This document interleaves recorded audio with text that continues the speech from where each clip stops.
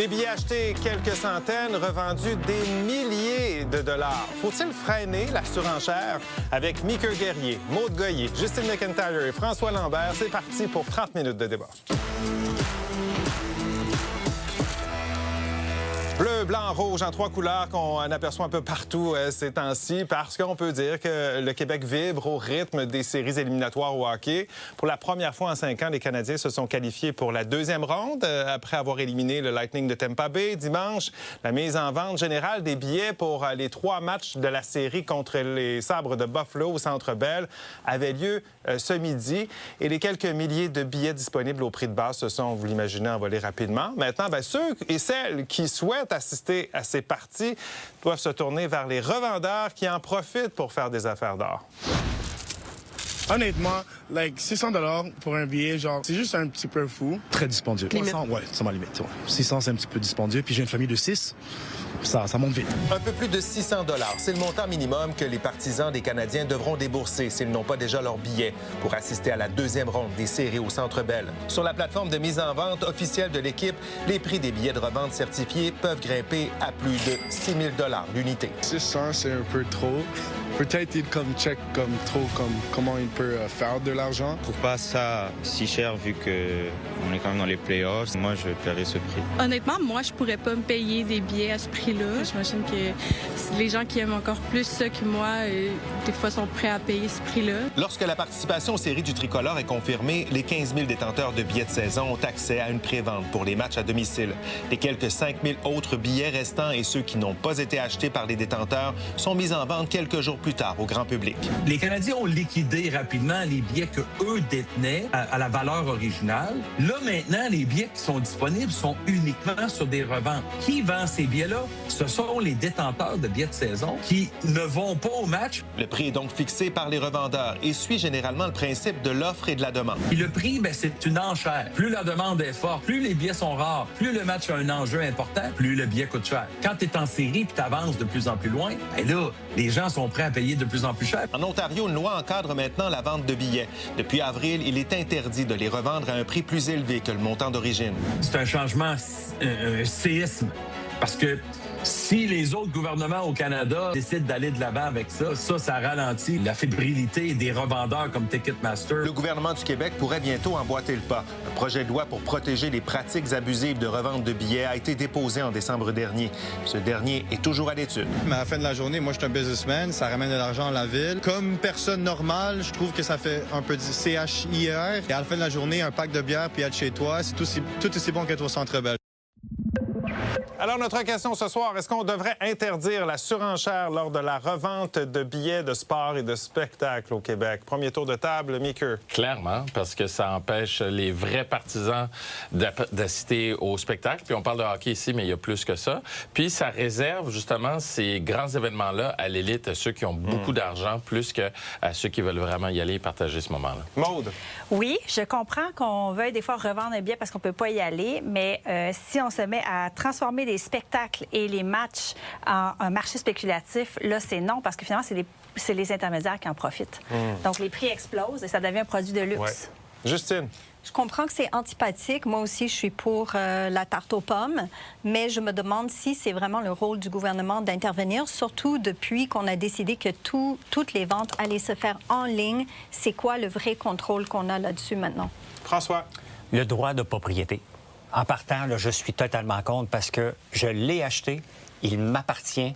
J'achète une bouteille de vin, elle m'appartient. J'achète une carte de Pokémon, elle m'appartient. J'ai le droit de la vendre à qui je veux, au prix que je veux. Et si j'ai pas preneur, je vais être pogné avec, comme les scalpers, ça arrivait souvent dans le temps qu'ils étaient sur le bord de la route. Alors, le clan du oui d'un côté, du non de l'autre. On va aller voir comment ça se divise en ligne. Notre question est en ligne depuis 17 heures. Eh bien, 90 % des internautes nous disent oui.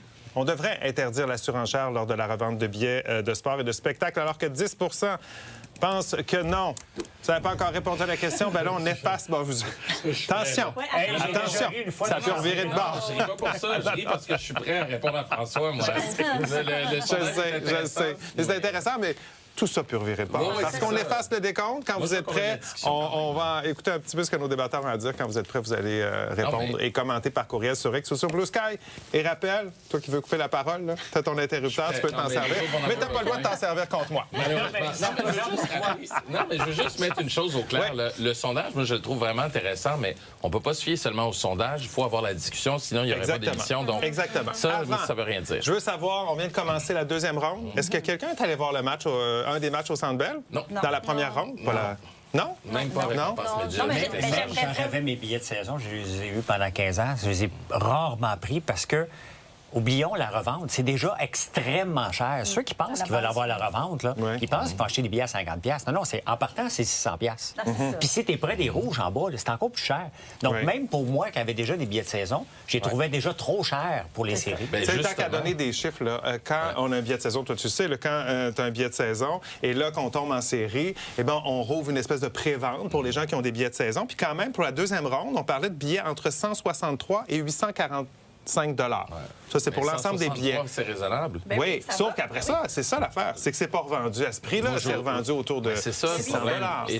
Mais c'est ça, entre 600 et 800$ pour des billets de base. Et je comprends le point de vue de François, mais François se base sur la propriété individuelle. J'ai acheté les billets, c'est mon droit. Le problème avec la revente, c'est que souvent, ce sont des robots qui achètent, ce sont des intermédiaires qui veulent même pas y aller au match. Donc, je comprends, et c'est de la spéculation pure, je comprends la personne individuellement qui dit « j'ai acheté mon billet, je vais la revendre », mais pour le commun des mortels, ce sont des robots, des scripts qui achètent ces billets. Puis là, on parle du Canadien de Montréal, mais pour un spectacle, il n'y a pas de propriété. C'est une tournée.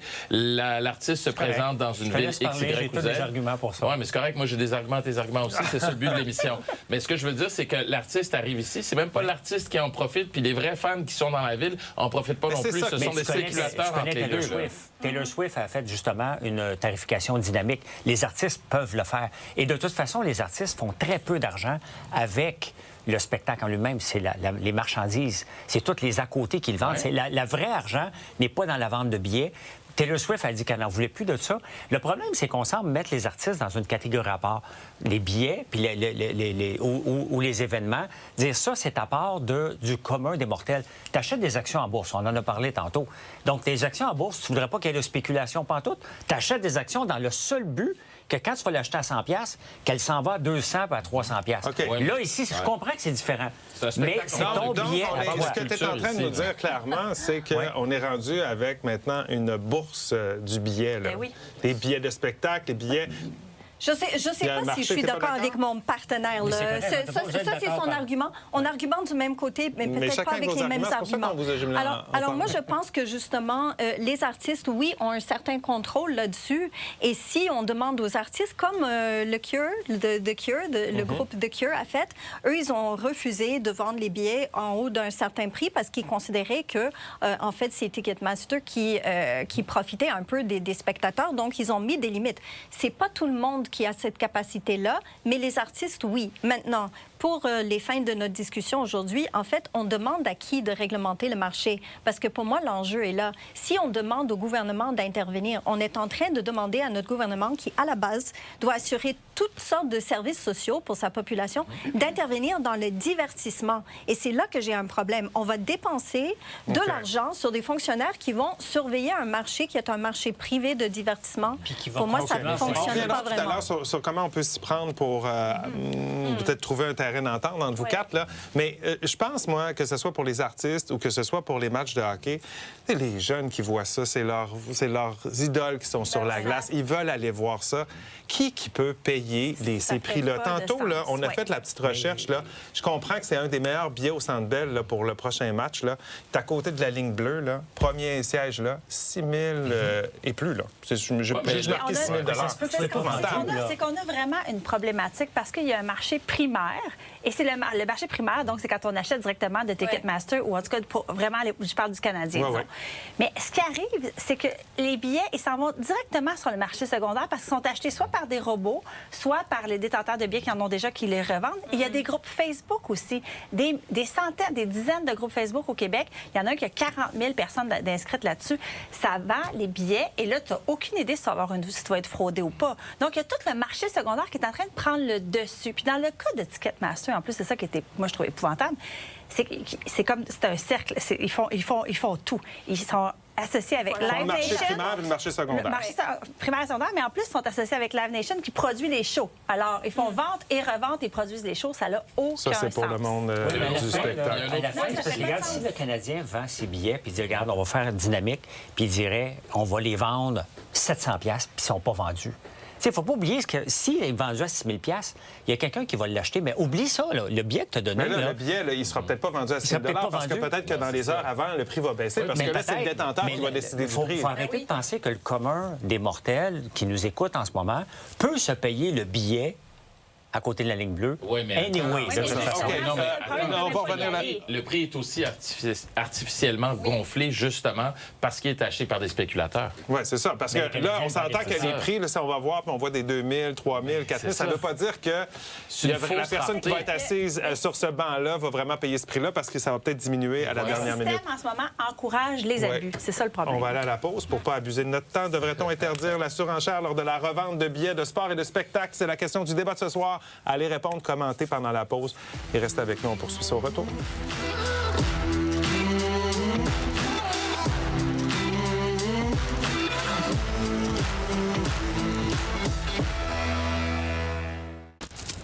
On est de retour au débatteur. Est-ce que vous êtes... qu'est-ce que vous pensez de l'idée d'interdire la surenchère lors de la revente de billets de sport et de spectacle? C'est la question de ce soir. Allez répondre et commenter également. On parlait de cette espèce de marché qui se crée. Puis on discutait pendant la pause également. On peut... il y a des gens qui sont propriétaires de billets, détenteurs de billets de saison, qui peuvent acheter des billets pour les séries sans jamais y aller, mais en faisant beaucoup d'argent parce qu'il y a un potentiel. En fait, plus que l'équipe, meilleure est l'équipe, plus il y a un potentiel de faire de l'argent. Mais là, on parle beaucoup du Canadien de Montréal, puis c'est une situation qui est particulière dans le sport. Est-ce que c'est comme ça partout? Ça va fluctuer. Oui, c'est comme ça. Dans la LNH, parce qu'on regarde des billets à Buffalo, c'est pas cher, là. C'est moins cher parce que ça dépend du marché aussi. Il y a un plus grand marché ici, il y a un plus grand bassin de gens qui veulent aller voir des matchs du Canadien. Mais si on sort du hockey un peu, on tombe dans la culture. C'est pas seulement du divertissement, on parle de culture aussi. Tu sais, ça peut être la même chose avec des billets de l'OSM, avec les grands ballets canadiens, avec des artistes qui viennent en tournée. C'est pas juste le sport, là. Donc ça, pour moi, c'est important aussi de le dire qu'on limite l'accès à la culture aussi. Est-ce qu'on s'en rend compte en disant « Oh, on va laisser ça au marché spéculatif ». Ça, c'est la première chose. Deuxième chose, c'est comme le disait Maud, ce sont les intermédiaires qui font de l'argent. Des gens qui n'amènent absolument rien, aucune valeur ajoutée. Juste un instant, François. Juste un instant, François. Il n'y a absolument aucune valeur ajoutée là-dedans. François, tu peux pas dire que tu limites l'accès parce que la place est prise. Donc, on ne limite pas l'accès. C'est peut-être pas la personne que le plus de moyens qui est là, mais on ne limite pas l'accès. L'accès n'est pas limité parce qu'il y a un prix qui est payé 6 000. Il y a quelqu'un qui va être assis là. Il y a quelqu'un qui n'a pas les moyens d'y aller, ça limite l'accès pour cette personne-là. Il n'y a pas Il n'y a pas une espèce d'injustice. Oui, on limite l'accès, François, parce que c'est pas tout le monde qui a les moyens. Ça rend inaccessible la culture et le sport. Et en plus, dans le cas de la culture, ça me dérange beaucoup parce qu'il y a une érosion du budget culture. Si moi, j'ai un certain budget et là, je paye mon billet 150 $, qui vaut maintenant, il vaut 600 $, bien, je ne vais pas en acheter d'autres. Donc, en plus, tu vas payer un billet qui va avoir 600 $. Justine. Juste répondre sur le point par rapport à la culture, parce que la culture, c'est autre chose. Dans le temps, et ça se fait avec les organismes qui présentent des concerts culturels comme l'OSM, etc. Dans le temps, ils réservaient un certain nombre de billets qui étaient à faible coût pour les étudiants, pour les personnes qui n'étaient pas en mesure de payer le gros prix. C'était possible d'aller au guichet puis d'acheter des billets moins chers. Et ça peut se faire, mais c'est la responsabilité de l'organisme de les offrir. Et sur ces billets-là, il ne peut pas y avoir de surenchère. Donc, ce n'est pas la responsabilité du gouvernement de contrôler ce marché-là. Mais ces billets-là sont achetés, justement, et revendus plus cher. Non, tu ne peux pas, avec ces billets-là, il y a des moyens de contourner. On parle pas tout le monde en même temps. Il y a des moyens de contourner ces règles-là. Parce qu'en théorie, on ne devrait pas au Québec. Combien de fois on a... OK, mais regarde, moi, j'ai les billets. Merci, François. Tout ça pour dire qu'il y a des moyens de contourner ça, puis on le fait constamment. Et c'est ça le problème. C'est que les vrais fans, les vrais gens qui veulent aller voir ces spectacles-là ne peuvent pas. Et même les artistes le disent. Je vends mes prix en billet X parce que je sais que mes fans peuvent se permettre OK, attendez. X. Moi, j'ai une question. Ça ne crée pas une espèce d'injustice, une espèce d'inéquité, là? C'est-à-dire que tu payes, à un moment donné, ton billet. Je vais donner l'exemple. Je suis allé voir Lady Gaga. Je pense que le billet coûte à peu près 500 $. Mais juste avant, je suis allé voir sur Internet, sur les sites de revente, voir dans la section où j'étais, ça coûtait à peu près combien? C'était rendu à 1000 quelques US. Probablement que la personne, il y a peut-être quelqu'un à côté de moi. On a eu le droit au même spectacle, au même endroit. Ça crée un déséquilibre. Non, on a le même résultat. OK, le même déséquilibre, Michel, existe dans quelque chose qu'on prend quand on prend des vacances. L'avion. Les voyages. Combien de fois, quand on est en voyage, qu'est-ce que le monde font? Combien t'as payé? Combien t'as payé? Le monde veut tout comparer, combien ils ont payé. Tout le monde a payé moins cher. Ça existe, la chose, la facturation dynamique. Oui, mais... On ne pourra pas l'enlever. Moi, si j'ai des billets de saison, si j'ai des billets de saison du Canadien, là, puis je ne peux pas y aller. Là, oubliez la revente, là. Je veux y aller, je ne peux pas. Donc, qu'est-ce qu'il faut que je fasse? Montrer ma facture sur Internet. J'ai payé ça, voici le prix que ça va. Le gouvernement va lancer un paquet d'inspecteurs. Allons avec des solutions. Oui, bien, en tout cas, la comparaison avec l'avion, plus ou moins bonne, parce qu'on peut toujours... Non, on peut magasiner, on peut regarder, on peut voir ce qu'on peut faire, on peut changer les dates. Là, le spectacle, là, samedi 16 mai, si le Canadien fait... On se rend à ce match-là, je regarde en ce moment, je suis déjà dans la revente. Je veux dire, il n'y en a pas de billets. Le système, en ce moment, est construit de façon qu'on est piégé comme consommateur. On n'est pas capable de payer le mesure. C'est ça l'enjeu que je veux amener, en fait, c'est qu'on est piégé, effectivement, par un système parce qu'on a décidé de tout déléguer à la technologie. C'est maintenant les billets... À des grandes compagnies. À des grandes compagnies, mais ça veut dire que les billets sont transigés sur des sites Internet. Dans le temps qu'on pouvait acheter des billets, on avait le billet papier. C'était une relation d'être humain à être humain. On pouvait choisir d'acheter le billet ou non. Il y en a qui avaient des faux billets. Mais au moins, il y avait une négociation avec un être humain et non pas avec un système technique. François, là-dessus, le billet d'avion, il est à ton nom. Tu ne peux pas le revendre, tes vacances. Tu ne peux pas les revendre. Tu peux pas, oui, mais tu ne peux pas spéculer. Et c'est le vendeur directement. Moi, François, 2 secondes. Moi, ce que je dénonce, c'est que c'est même pas le vendeur lui-même qui va faire l'argent. Je paye l'acheteur. C'est quelqu'un d'intermédiaire. Et par-dessus ça, je vais juste rajouter ça. Oui, mais c'est même pas ça, François. C'est même pas un droit de propriété. C'est un droit de propriété. Des spéculateurs qui sont même pas ici parfois, qui sont à l'étranger. Non, on s'en fout pas, François. Oui, on s'en fout. Parce que quand j'ai quelqu'un ici qui veut aller voir un spectacle ici, chez nous, à Montréal, moi, ça me fait suer au plus haut point que quelqu'un qui est aux États-Unis, à l'autre bout du monde, va spéculer sur ce billet-là, prendre l'argent de nos poches ici, chez nous, pour l'envoyer à l'étranger, pour empêcher quelqu'un d'aller voir le show. François. C'est pas le distributeur, c'est pas la salle, c'est pas le gérant. Exact. Et c'est pas le consommateur qui en bénéficie, c'est l'intermédiaire, that's it. Un revendeur. Par contre, là où François a raison, c'est vrai, par exemple, que ce qui est difficile, moi, j'ai parlé avec un professeur des HSC en marketing aujourd'hui à ce sujet-là, puis c'est un expert là-dedans. Puis il me disait, c'est vrai que le billet, c'est la propriété de l'acheteur. Et c'est là que ça devient difficile d'intervenir, c'est vrai. Mais il existe des solutions. Par exemple, il disait numéro de série sur le billet et preuve de pièce d'identité, comme quand tu rentres dans l'avion. Mais là, il disait pour 25 000 personnes, comment c'est le rôle vraiment de notre gouvernement c'est le rôle de notre gouvernement qui a de la misère à gérer les systèmes sociaux, de mettre une armée d'inspecteurs pour un spectacle. Non, pas besoin d'inspecteurs, François. Comment ça va se faire? Les billets de la Coupe du Monde, j'ai acheté des billets de la Coupe du Monde, ils sont à ton nom. Pour les revendre, là, tu dois repasser par la plateforme qui te les a vendus. Et ça, tu réglementes la plateforme, tout simplement, que tu peux pas changer, vendre le billet plus cher qu'il a été acheté. Tu fais ça, mais qu'est-ce qui garantit que même si tu passes via cette plateforme-là, que tu dis pas à la plateforme, je revends mon billet 300 $ que j'ai acheté 300 $ à Maud Goyer. Mais qu'en dessous, tu dis Maud, donne-moi 200 $. Ben non, mais parce que tu le retournes à la plateforme. Et c'est comme ça que ça marche à la la plateforme s'occupe de le revendre. Et c'est le problème avec la revente, par exemple, sur Ticketmaster. C'est pour ça qu'aux États-Unis, il y a eu une poursuite contre Ticketmaster parce qu'ils profitent de ce marché de la revente. Et il faut que je redonne à la plateforme. On parle pas juste de hockey, François. Laissez finir, s'il vous plaît. Mickey, fini, termine. Mais c'est parce que ici, j'ai des billets de saison. Là, il faudrait que je dise aux Canadiens, bien, passe là, mais moi, je ne pourrais pas te les vendre à toi. Ou t'es donné même. Exactement. Ce qui n'a pas de sens. Si tu veux me les donner, ça a fait beaucoup de sens. Tu peux me les donner. OK. Mais si tu payé pour, on va te rembourser. Je vais devenir un grand fan de hockey si tu me les donnes. Devrait-on interdire la surenchère? Hey, je vais aller aux commentaires. Excusez, j'étais déjà parti. Attendez. Commentaire, OK. Faut que je le trouve. Désolé, je suis en retard. Bon, hey, on va aller à la pause. Puis on va faire les commentaires au retour parce que... OK, non, je l'ai ici. Olivia, j'ai raté tellement d'occasions d'aller voir des concerts parce que les billets se sont envolés en 5 minutes et ensuite les prix étaient beaucoup trop chers. C'est souvent ça, il faut être rapide pour acheter les billets à la vente primaire. On s'arrête quelques minutes.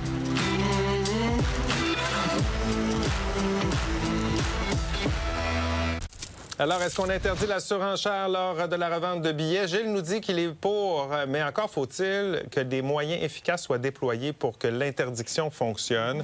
Ça reste un grand défi. Benoît nous dit absolument, c'est maintenant pour les riches, ces événements, et le monde accepte de s'endetter pour un spectacle.